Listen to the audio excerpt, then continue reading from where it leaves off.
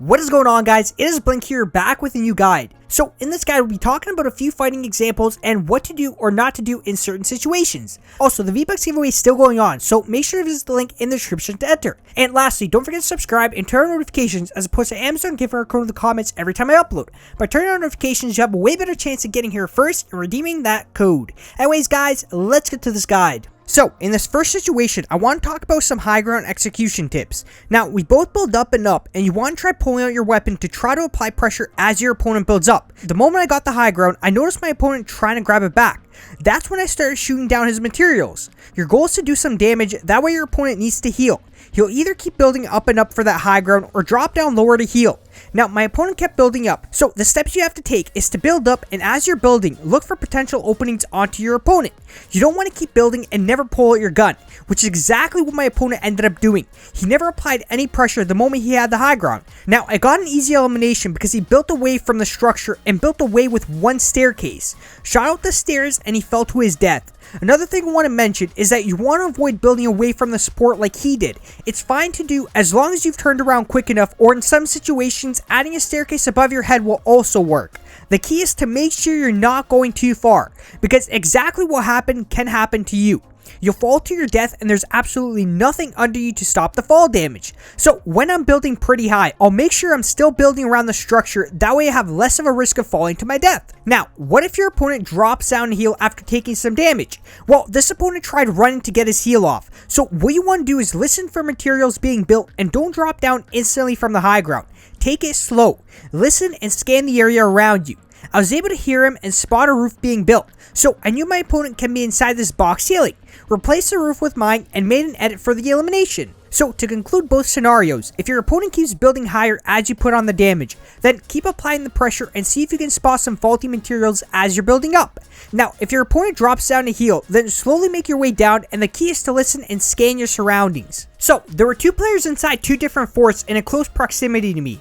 Now, how do you fight this situation? Well, you want to look for any potential snipes first. If your opponent doesn't peek, then follow the baiting tactics I've explained in my previous videos, the material edit methods, or try singling out one player to force two 1v1 situations. I go for the push on this player, and I make sure not to push with my floors for too long. Anytime I push, I'll usually place down 3 floors before I go for a peek, because around 3 floors is when your opponent will notice your push and will start shooting at your exposed character model. By adding the walls and the staircase on the 3rd floor, you'll be one step ahead of your opponent and avoid any damage. I forced that 1v1 situation by blocking the second opponent from my view. This allows me to get the down on this first player.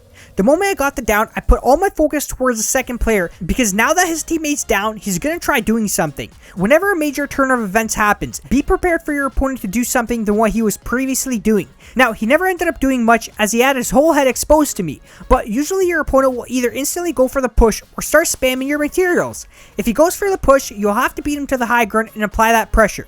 If he spams your materials, then see if you can look for a snipe on him, because he'll probably be standing still. Here's another similar example. So one thing I want to mention is to try double teaming one player if you can. And you might be thinking that your opponent's teammate will shoot you if you're not watching him too. And that's why you'll want to build yourself into cover just like I did in the last example. Angling yourself to one player will give you that 2v1 situation. You can see in this example, I covered my back as I helped my teammate down the first player. Once again, a major turn of events happened, and the second player started spraying at my materials. So I pulled out the sniper and got an easy elimination. Both situations I've shown have very similar results, so make sure you guys take note. So in this last example, I want to talk a little bit about patience. If your opponents have no clue where you're at, then patience can play a pretty important role. Since these players were setting up forts, there's a guarantee that they'll stop moving to scan their surroundings, especially if there's no one around. What me and my teammate did was wait to target one player. The moment one player stopped moving, we took shots, because getting the down on this player now puts us in a pretty big advantage. Just make sure you're slightly moving as you're lining up your snipe. You don't want to stand still as you're waiting for your opponent to stop moving.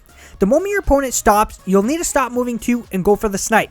Being patient can work out in a lot of situations. Take your time if your opponent has no clue you're behind him. I do this a lot, and I look in front of my opponent and put myself in his shoes and think about what I'd do in his situation.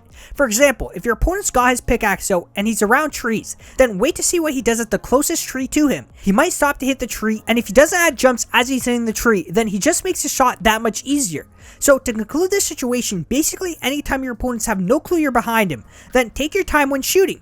See if there's any hints up ahead that will potentially make an entry shot much easier. Patience is a good skill to add into your games in certain situations. Well guys, that's it for this guide. Hopefully it helps some people out, and a like and a sub will be greatly appreciated as it does help me out a lot. Anyways guys, thanks for watching, and hope you have a great rest of your day or night, and I'll see you on the next one.